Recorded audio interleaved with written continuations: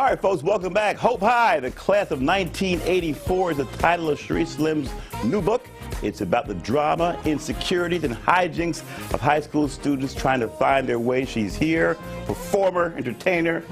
So listen, I saw this play. I saw this, you throw me, I saw this play, Hope High, a few years back. Did you enjoy it? I did enjoy it, but normally you write a book, Yes. and then you do the play off the book. Mm-hmm. You did the play, and they said, hey, I'm doing this into a book. Yes. Is that right? Yes. That's kind of cool. Tell me why you did that. You know, I've had this on my vision board for a long time. Well, you're one of those. You plan it out, yeah? Yes. I have to see it, you know, and then manifest it. If you can see it, you can achieve it. Exactly. And so when we did this play, when we produced it, I was like, you know, there's so much potential for this to go further, and I would love to have just regular, everyday kids, you know, make this play come alive in their classroom. So that's why I decided to publish it. And this was my 2017 resolution. I'm going to release Hope High Part 1 and Part 2. There's a Part 2 as well. So you're done for the goal for the year. It's all done. We're in February, and you're all set.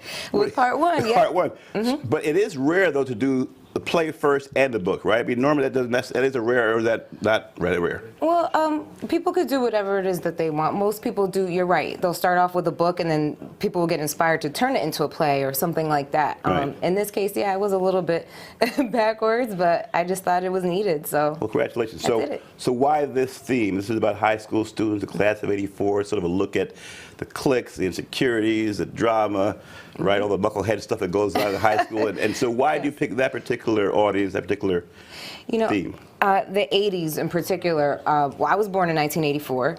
I love the 80s. I formed a company called Vintage Soul Productions. It's a theater production company, and I love to celebrate old music. That's just my thing. You're an old soul? I'm an old soul. Okay.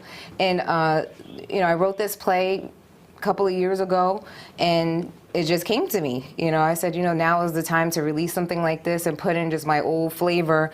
I love people talking to each other. You know, the times when you would have to rush home because you knew when to call somebody, because you knew when they would be home. Mm-hmm. You know, all of that is in this play because there's no cell phones. That's right, no texting, right? Well, exactly. That's right, no texting, right. No Facebook, none that's of right. that. So what is it you're hoping to, what's the theme? That those were the good old days that we should cherish that? Or what is an overarching message? Or you want folks to read the book first and find out? Well, I would love for folks to read the book to find out, but you know, really, I saw a need to put something like this out because as I would scale the bookshelves of Barnes & Noble and places like that, I would see that we were missing something for our urban youth. You know, I would see a lot of things that were really sad. You know, and I'm like, we need to have something a little bit more fun, a lot of comedy, and I just felt like I would be filling in a gap by releasing a book like this. It's written in script format, so.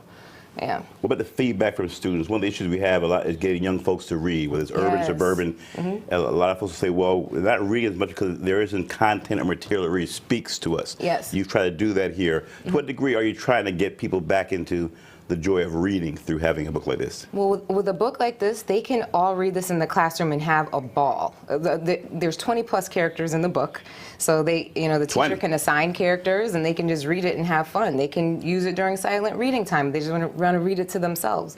So it's a ball of fun. So 20 characters. Talk to me about character development. How do you alone develop it, or you try to get some feedback from people? How do you develop the characters of 20 different people to make them all kind of align? And yeah. I usually do that process. I do stage readings and things like that. With my last production, we went through about 7 or 8 stage readings to get that done. Well, walk us through the stage. Folks who don't know, you're reading the play out loud, and then you're taking feedback on how things sound, whether you should pacing. So you do sort of a mock reading, right? And then based on that, you do some edits, and people will get some input and saying, hey, why don't we do this? Walk us through why that process. Yes, and also too, as the director, I stand back and I watch the audience and see how they respond to the material. Are they moving in their seat? Are they getting up for a drink of water? Are they bored? You know, those are the moments in which I need to tweak, because the play should keep you on a high, keep you guessing.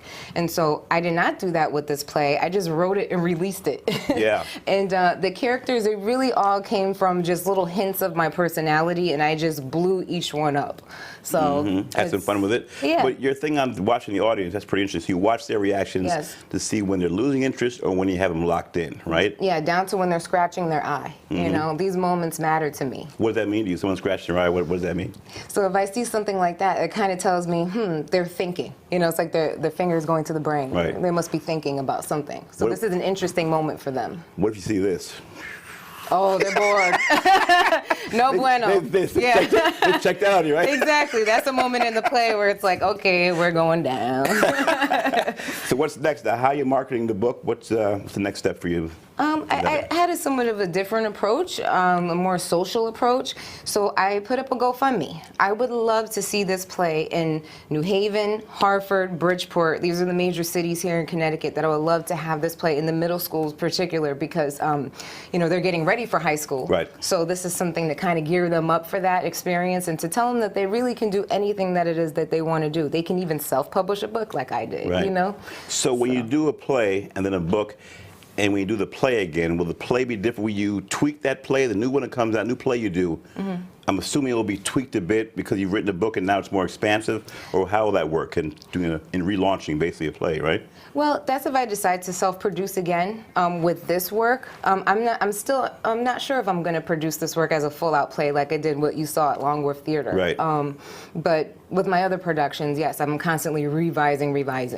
But this, it's set up in a unique format. It's written as a script, but it's very easy to read. It's not like a typical playbook. Okay. Yeah. Movie. You went to the play, the book, since you're going in all kind of, what about sort of a movie, something for Showtime or one of these provocative channels out there? Is that a possibility? That's something you've thought about on your vision board? You know what I would love to see is a sitcom. I would love for this to be turned into a sitcom because that's really how it's written. You know, it's written in sitcom style. It's just like watching Saved by the Bell. Yeah, you know? Okay, all right. Well, listen, if you do that, keep us posted, all right? We enjoy the play. Again, the book is Hope High, class of '84, Sharece Sellem.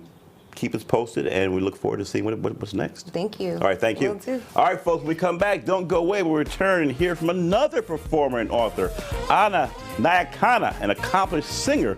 We'll talk about her new children's book. It's called Naya Zuri and the Pharaoh's Throne. It features multicultural characters and a heroine who leads them on a mystical, magical tour. Stick around. You're watching The Stan Simpson Show.